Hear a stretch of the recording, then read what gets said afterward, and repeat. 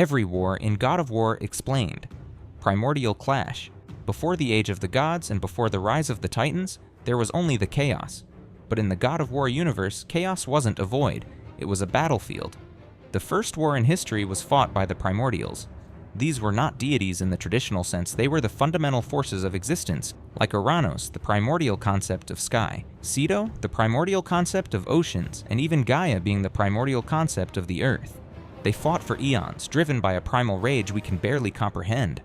There were no armies here, no grand strategies, just a cosmic brawl that spanned the infinity of space.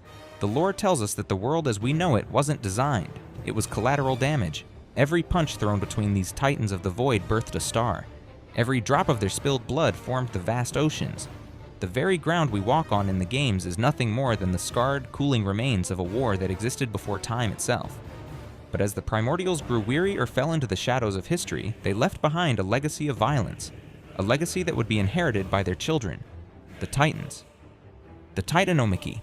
From the cooling ashes of the primordial clash, a new hierarchy emerged, the reign of the Titans.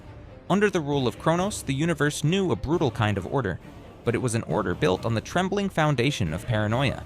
Fearing a prophecy that his own children would one day overthrow him, Kronos consumed them, unwittingly setting the stage for the bloodiest revolution in history. When Zeus escaped his father's gullet and returned to free his siblings, it triggered the Titanomachy. This wasn't a mere rebellion, it was a 10-year slaughter that tore the fabric of reality. This was a war of firsts. The first time magic was weaponized against raw physical power, and the first time the world witnessed the true scale of divine warfare. For a decade, the stalemate seemed unbreakable. The Titans possessed the strength to move tectonic plates, while the rising Olympians wielded the gifts of fate, the thunderbolt, the trident, and the helm of darkness. But even these legendary artifacts weren't enough to secure a final victory. The war was turning into a conflict of attrition that threatened to leave the world in ruins. The turning point came when Zeus decided to end the cycle of violence with a weapon of ultimate erasure. Descending into the Great Forge, he distilled the essence of the heavens and the earth into a single blade, the Blade of Olympus. This wasn't just a sword, it was a cosmic vessel designed to house the collective power of the gods, making Zeus an unstoppable force of judgment. In the final hour of the conflict, Zeus unleashed the blade's full fury. In a single, blinding flash of energy, the Titans were not just defeated, they were dismantled. Their spirits were broken, and their massive bodies were cast into the deepest, darkest pit of the underworld, Tartarus. A prison designed specifically to be forgotten by time itself. The Olympians had won their throne, but the price of their victory was high. To win, they had locked the great evils of the war, fear, greed, and hatred, inside Pandora's box, hoping to bury the darkness forever. They thought the war was over. They didn't realize that by leaving their enemies alive in the depths of the earth, they were simply feeding a hunger for vengeance that would one day return to burn their world to the ground. The Wager of the Gods. While the world remembers the grand clash of the Titans, the official 2010 DC Comics reveal a much more intimate and far more cruel conflict. Long before Kratos became the ghost of Sparta, he was drafted into a secret war that he didn't even know existed. Driven by pure arrogance, Ares, the god of war, claimed his Spartan warriors were the ultimate weapons. To prove him wrong, 5 other Olympians, Hades, Poseidon, Artemis, Helios, and Hermes, accepted a twisted challenge. They turned the mortal realm into a divine chessboard. Each god chose a legendary mortal champion to race across treacherous lands and claim the ambrosia of Asclepius, an elixir with the miraculous power to cure any disease. For the gods, this was nothing more than a blood sport to pass the time. But for Kratos, Ares' chosen champion, it was a matter of life and death. At this point in the timeline, Kratos had no magic, no chains, and no pale skin. He was just a Spartan captain armed with a sword and shield, driven by a father's desperation. His newborn daughter, Calliope, had contracted a deadly plague. Under Spartan law, she was to be discarded. The ambrosia was his only hope. During this brutal race, Kratos clashed with the champion of Hades, a ruthless tribal leader named Auric. Kratos defeated him, but Auric survived and would return years later, not just as a warrior, but as the dreaded barbarian king, the very man who would force Kratos to sell his soul to the god of war, and the boss that gives you the barbarian hammer in God of War 2. Against impossible odds, Kratos slaughtered his rivals and secured the ambrosia, saving his daughter's life. It was during this era that the gods realized humans weren't just worshippers, they were weapons, and why Zeus became so obsessed with controlling a certain Spartan general decades later. The Spartan Conquests. After securing the ambrosia and saving Calliope, Kratos' focus shifted from family survival to military expansion. This was the era of the Spartan Conquests. At the heart of this expansion was a commander unlike any other, Kratos.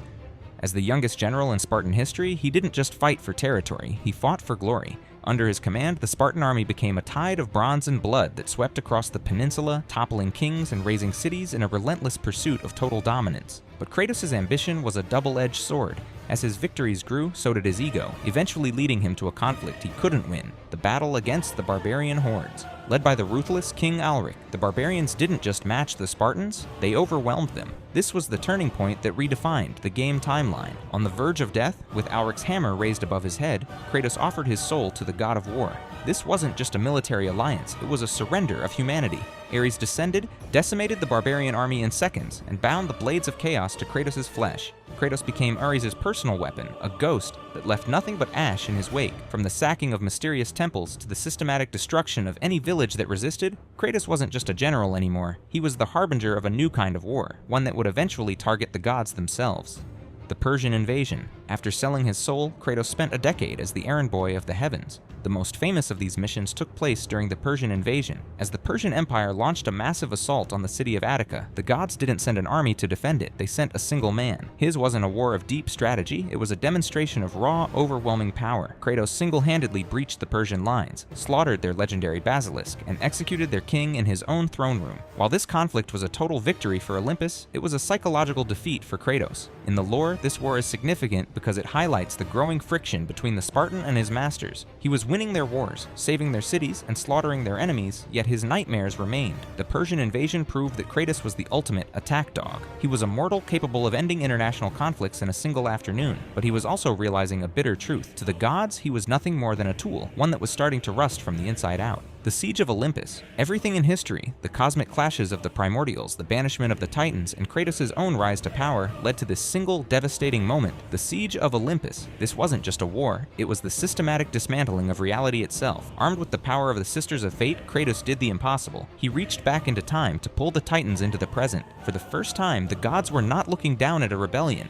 They were facing a frontline assault on their own doorstep. This was the Great Civil War, a conflict that turned the home of the gods into a vertical slaughterhouse. In this war, there were no good sides. As Kratos ascended the mountain, every god he executed triggered a global apocalypse. Killing Poseidon drowned the world in a limitless ocean. Killing Helios extinguished the sun. The lore of God of War 3 makes it clear. Kratos wasn't just fighting a war against the Olympians, he was inadvertently waging war against existence itself. The siege reached its peak when the alliance between Kratos and the Titans shattered. Betrayed by Gaia, Kratos realized he was fighting alone. This transformed the war into a three-way path of destruction. The remnants of the Olympians, the vengeful Titans, and a single, unstoppable Spartan in the middle who was prepared to burn it all down to reach Zeus. Kratos secured his victory by reclaiming the power of Pandora's box. He dismantled the natural order, stealing Hades' soul and severing Helios' head to reach the summit. The war ended as Kratos used the power of hope to beat Zeus to death, extinguishing the flame of Olympus forever. The result was the total annihilation of Greece. With the gods dead, the laws of nature collapsed. Poseidon's fall flooded the planet, Hera's death rotted all vegetation, and the absence of Helios left the world in darkness. Humanity was left in a post-apocalyptic graveyard. Kratos achieved his vengeance, but inherited a dead world. In his final act, he impaled himself with the blade of Olympus, releasing hope to the survivors below. He left the ruins of Greece in silence, departing as a wanderer into the unknown. The war within. With Olympus in ruins, Kratos did the only thing he knew how to do. He ran, but you cannot run from a curse. This period, known as the Era of Transition, was perhaps Kratos' most personal war, a battle not against gods, but against his own destiny. As detailed in the Fallen God comics, Kratos wandered into the lands of Egypt, seeking a way to destroy the blades of chaos. But the blades were bound to his soul. Every time he cast them into the sea or buried them in the sand, he would wake up with the chains wrapped around his arms once again. During this journey, Kratos fought a silent, lonely war against madness. He was hunted by visions of his past and challenged by mysterious Egyptian entities that mocked his attempt at peace. This was a war of endurance, proving that even without a pantheon to hunt, Kratos was still a magnet for violence. Eventually, the Spartan found himself in the frozen wilderness of Midgard. It was here, in a land that didn't know his name, that he finally laid down his blades and met Faye. This transition is vital because it explains the Kratos we see in 2018, a man who has won every war in history, only to realize that the hardest battle is the one fought for his own humanity. The Aesir-Vanir War.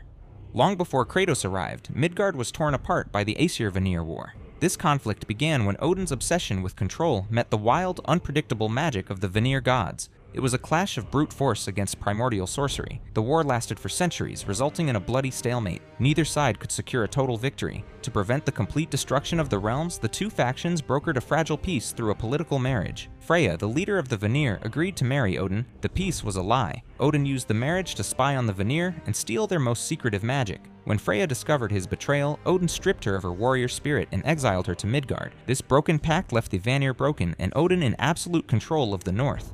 The Jotnar Genocide. Odin's obsession with preventing Ragnarok fueled a campaign of total extinction against the Jotnar. He unleashed Thor across Midgard with orders to hunt every giant in existence. This period of history was defined by a brutal, systematic slaughter that cleared entire regions of their indigenous inhabitants. The most devastating loss of this genocide was the death of Thamur, the Great Mason. Thamur was a giant of unparalleled scale, seeking to build a massive wall to protect his people from the Aesir. While searching for his lost son, Hrimthur, he was intercepted by Thor. The battle was short and catastrophic. Thor drove his hammer into the Mason's head with such force that the giant collapsed onto his own Mason's chisel. The impact was so massive it froze the entire region and permanently altered Midgard's geography, leaving behind the landmark known as the Giant's Corpse. Thamur's death broke the spirit of the Jötnar resistance in Midgard. Realizing that raw strength could not defeat the power of Mjolnir, the remaining giants turned to ancient sorcery for survival. They transferred their life essences into magical soul marbles and retreated to Jotunheim, sealing the realm travel towers to escape Thor's bottomless hunger for blood. Thor's victory left Midgard a silent graveyard, leaving only the stone remains of a once thriving civilization. The Alfheim Light War. While the Aesir were busy conquering Midgard, a different kind of war consumed the realm of Alfheim. The Light War is a never-ending cycle of violence between the Light Elves and the Dark Elves. Unlike the wars of the Aesir, this conflict is not about extinction, but about the control of a single primordial power source, the Light of Alfheim. The Light of Alfheim is the soul of the realm, providing life and power to whoever holds it. For eons, the two factions have traded control of the light in a violent tug-of-war. The Light Elves use its power to build grand, glowing cities and prioritize the beauty of the realm. However, their obsession with the light often blinds them to the natural balance of Alfheim. The Dark Elves believe the light should be allowed to return to its natural state within the realm's core. They fight to suppress the light, covering the realm in dark, sticky hives to dampen its radiance. To them, the Light Elves are hoarders who disrupt the cycle of life. This ideological divide has turned Alfheim into a perpetual battlefield where victory is always temporary. When Kratos and Atreus arrived, the Dark Elves held the light, but the intervention of the Ghost of Sparta shifted the balance once again. This war has no definitive end. It is a fundamental part of the realm's existence. As long as the light remains a source of power, the elves will continue to kill each other for the right to claim it. Ragnarök.